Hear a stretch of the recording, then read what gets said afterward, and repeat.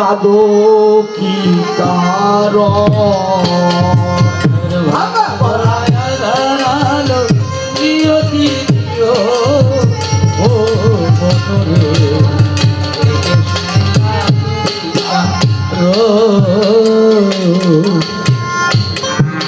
ছায়া দেখার প্রহরী এই ছায়া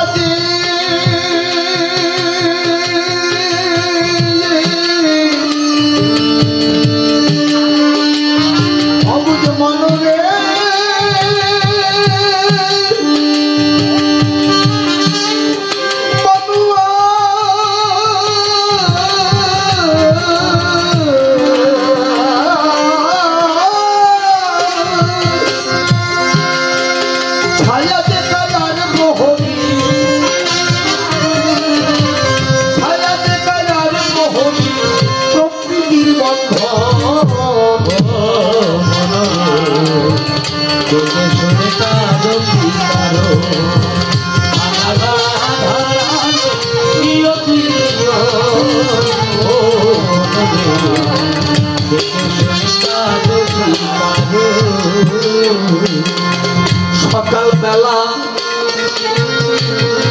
সকাল বেলা ফুলের হাসি কত সুগন্ধ ছড়ায় বিকেল বেলা ঝরে পড়ে মলিন অবস্থায় সকালের ওই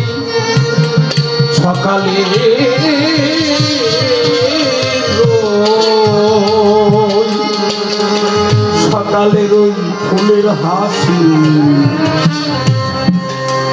কত সুগন্ধ ছড়ায় বিকেল বেলা ধরে পড়ে মলিন অবস্থায় খেলছে খেলায় বিরত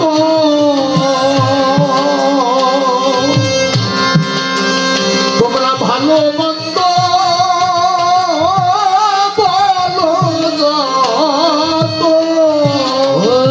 খেলছে খেলায় বিরত ভালো মন্দ কত সত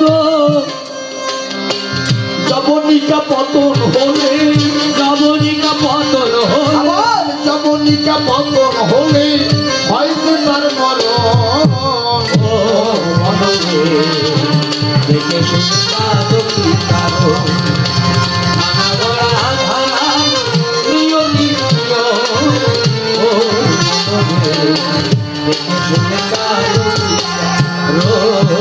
কত মানুষ দেখেছেন, কত মানুষ চলে গেল।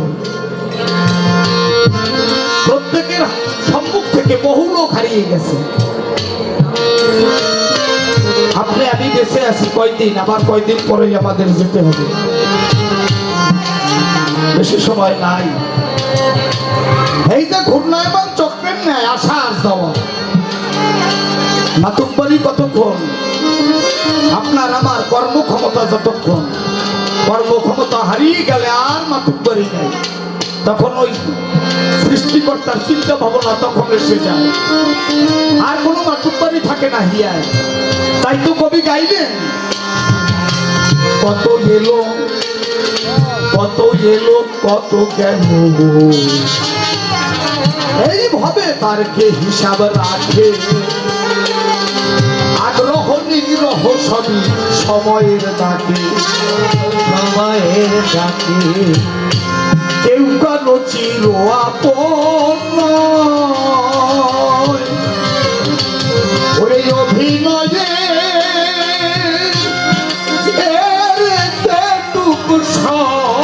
সময়, কেউ কারো চির আপন অভিনয়ের যেটুকু সময়। আবার ভবলীলা সাঙ্গ হলে ভবলীলা সাঙ্গ হলে হয়তো তার বড়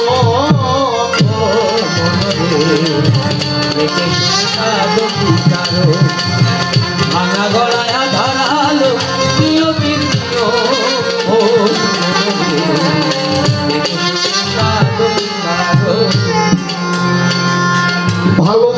ভাবলে কত কিছু পাবার লালসায়,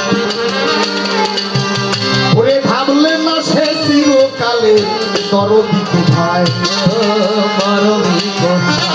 চির আপন দরদি যাকে না ডাকলেও ভালোবাসে। হরিচাঁদকে যদি পূজা কেউ নাও দেয় তবুও সে ভক্তকে সে ভালোবাসে।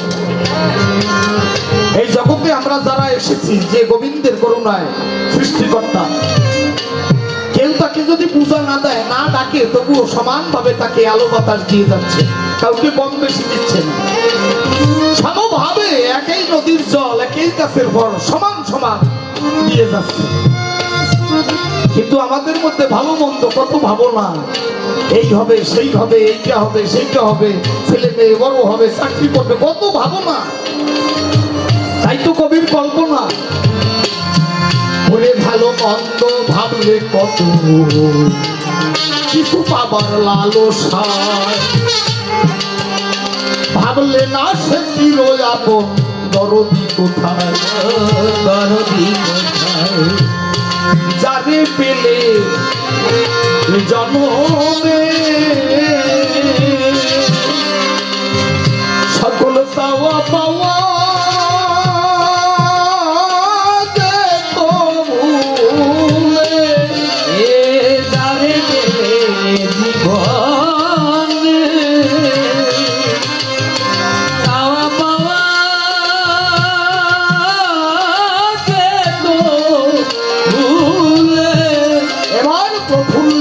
তারে পেলে সকল চাওয়া পাওয়া যে তো চলে, প্রফুল্ল কায়ে জনমে চাওয়া পাওয়া যে তো চলে, আবার ঘরে উঠতো ফলে ফুলে, ঘরে উঠতো ফলে আবার ভরে তো ফলে ফুলে শীতল কানায়, দেখে শুনে কালো বিদায়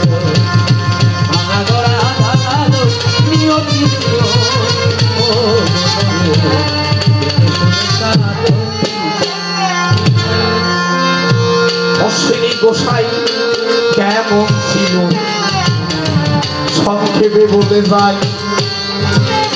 সত্যিকার সারা রাত এই ঠাকুরের লীলার উপর গান করলে তার তৃপ্ত হয় না ভাই। একটা একটা ভক্তের কথা বলতে গেলে পরে ঘন্টার পরে ঘন্টা কেটে যায়, বলি স্বভাবিতরে অশ্বিনী কেমন ভক্ত ছিল গো,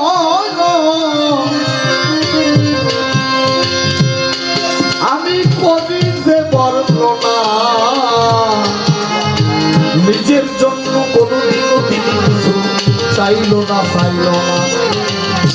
গোপাল সাধু গিয়ে একদিন ডাক দিয়া জানায়, চলো দাদা ওরা কান্দি যাবো কয়জনায়, জয় হরি বল বলিয়া দাদা গো ওই ডক্কা কাশিয়ায় ওরা কান্দি যায়। গুরুচাঁদ ঠাকুর গতি ঘরে ছিল কথা মিথ্যা নয়, দিনহীন কাঙাল অশ্বিনী এই ভাব দেখে ভাই গোপাল ডাক দিয়া বলল এবার গুরুচাঁদের পায়, ও বাবা গুরুচাঁদ তুমি আমার কথা লবে, আমার দাদা অশ্বিনীকে তোমার কিছু দিতে হবে। গুরুচাঁদ ঠাকুর বলল, গোপাল রে আজ এই ভক্ত সমাগমে আমি বললাম, তুই তো বলেছিস অশ্বিনী আজকে যা চাইবে আমি তাই দেব। প্রেমিক শীতন অশ্বিনী গোপাল সাধু গিয়ে ডাক দিয়ে বলছে, অশ্বিনীদা আজকে বাবাকে বলে কয়ে রাজি করেছি, আজকে বাবার কাছে চাওয়ার মতো চেয়ে নাও, তুমি যা পাবে আজকে তাই পাবে। ধীরে ধীরে অশ্বিনী এবার গতি ঘরের পাশে যায়, ডেকে ডেকে বলল আজি ওই গুরু চাঁদের পায়, তুমি বাবা যাচাই বসকে দেবে কিনা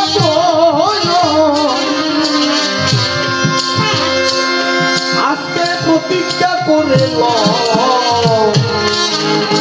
তাহা চাইব তাহা দেবে, এই না ভক্তের ভাই। ভক্তের সাথে সমাবেতে আমায় যাচাইব দেবে, সেই কথাটি সত্য করে আমায় বলতে হবে। বাবা আমি যাচাইব দেবে তো, তুমি সত্য অঙ্গীকার করো। অশ্বিনী বলছে গুরুচাঁদ ঠাকুরকে, বলছে অশ্বিনী আমি এই ভক্তের সম্মুখে কথা দিয়েছি, তুমি আর যা চাইবে তাই দেবো।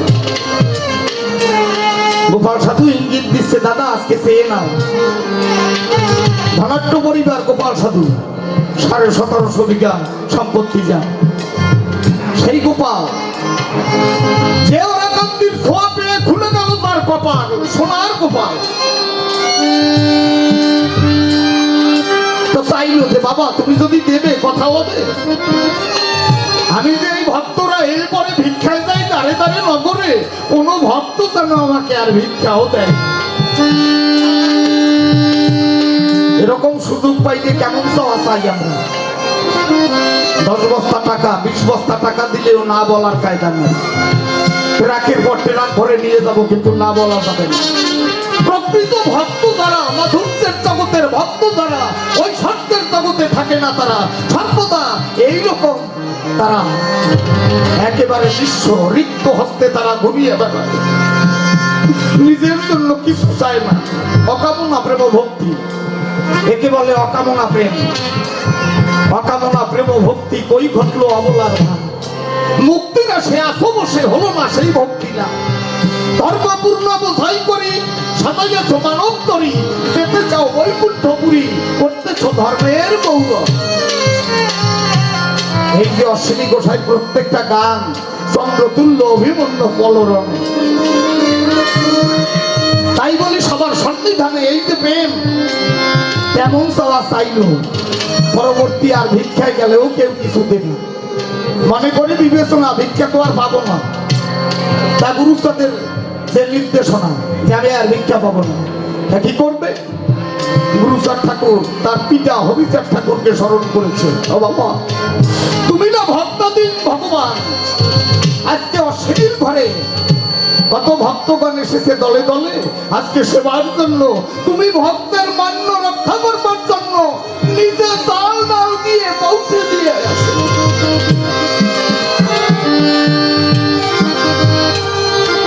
অশ্বিনীকে বলেছে গুরুচাঁদ ঠাকুর আমার দেওয়ার কায়দা নাই, তা তিনি নিজে তার পিতার কথা স্মরণ করেছে, বাবাকে হরিকে স্মরণ করেছে।